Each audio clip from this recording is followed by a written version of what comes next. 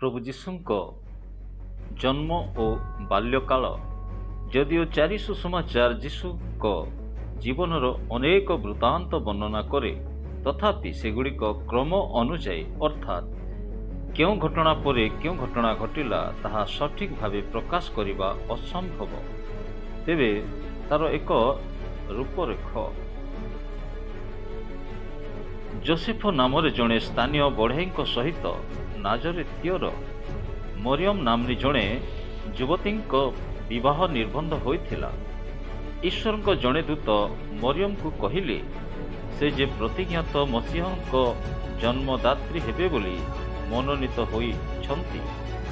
ସେହି ଦୁଇ ଜଣଙ୍କର ବିବାହ ପୂର୍ବରୁ ଈଶ୍ୱରଙ୍କ ଅଲୌକିକ କାର୍ଯ୍ୟ ହେତୁ ମରିୟମ ଗର୍ଭବତୀ ହେଲେ।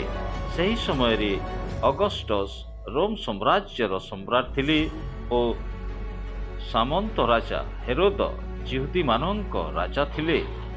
ରୋମୀୟ ସରକାରଙ୍କର ଆଦେଶରେ ଦେଶରେ ଜନଗଣନା କାର୍ଯ୍ୟ ହେଲା ଓ ସେଥିପାଇଁ ମରିୟମ ଓ ଯୋସେଫଙ୍କୁ ବେଥଲେହେମକୁ ଯିବାକୁ ହୋଇଥିଲା। ସେଠାରେ ଯୀଶୁ ଜନ୍ମଗ୍ରହଣ କଲେ। ପ୍ରାୟ ଖ୍ରୀଷ୍ଟପୂର୍ବ 6 ଠାରୁ 4 ଖ୍ରୀଷ୍ଟାବ୍ଦ ମଧ୍ୟରେ। ପୂର୍ବେ ଦେଶର ନୂତନ ରାଜାଙ୍କ ଅନୁସନ୍ଧାନରେ କେତେକ ଜ୍ୟୋତିର୍ବେତ୍ତା ପଣ୍ଡିତଙ୍କର ଆଗମନ ହେତୁ ହେରୋଦ ଆତଙ୍କିତ ହେଲେ।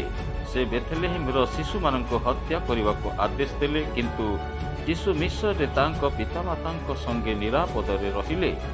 ହେରୋଦଙ୍କ ମୃତ୍ୟୁ ପରେ ସପରିବାର ଫେରି ଆସି ନାଜରେତରେ ବାସ କଲେ।